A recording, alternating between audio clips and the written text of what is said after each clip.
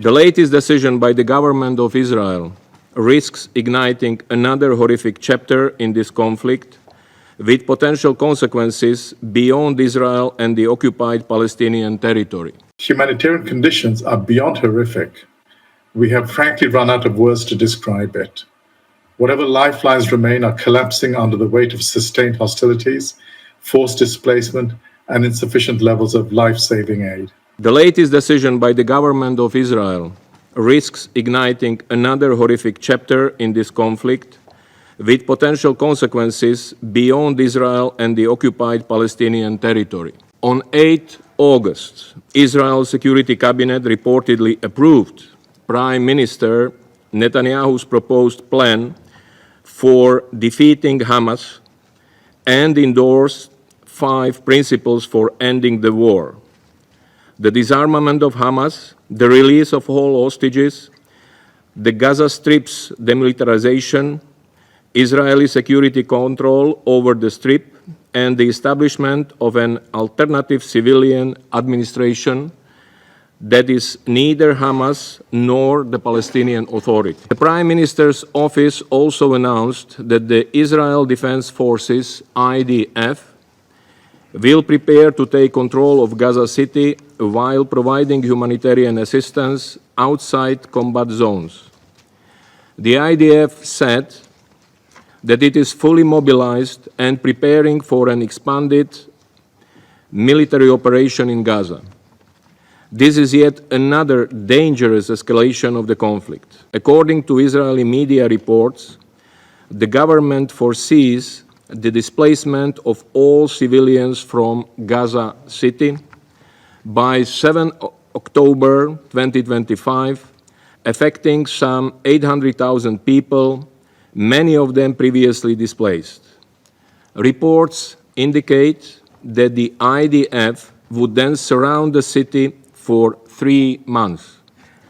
This would then reportedly be followed by an additional 2 months to seize control of central Gaza's camps and clear the entire area of Palestinian armed groups. If these plans are implemented, they will likely trigger another calamity in Gaza, reverberating across the region and causing further forced displacements, killings, and destruction, compounding the unbearable suffering of the population. Last night, thousands of protesters gathered in Tel Aviv and cities across Israel to call for a ceasefire and hostage release deal.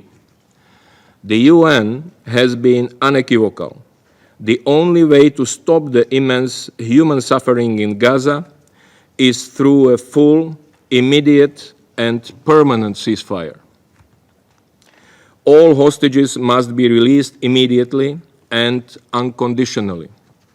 Israel must comply with its obligations under international humanitarian law, allowing rapid, safe, unimpeded, and large-scale delivery of humanitarian aid to the population.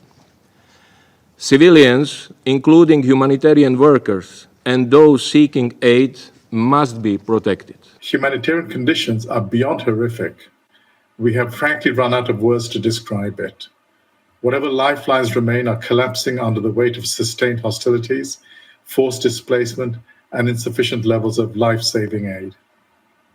Hunger-related deaths are rising, especially among children, with severe malnutrition.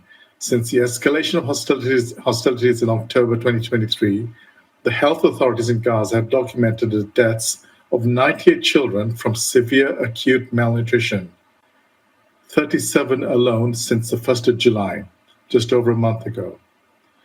This is no longer a looming hunger crisis. This is starvation, pure and simple. Given the scale of repeat displacement and current living conditions, preventing the entry of emergency shelter supplies defies the obligation to allow humanitarian relief for the population in need.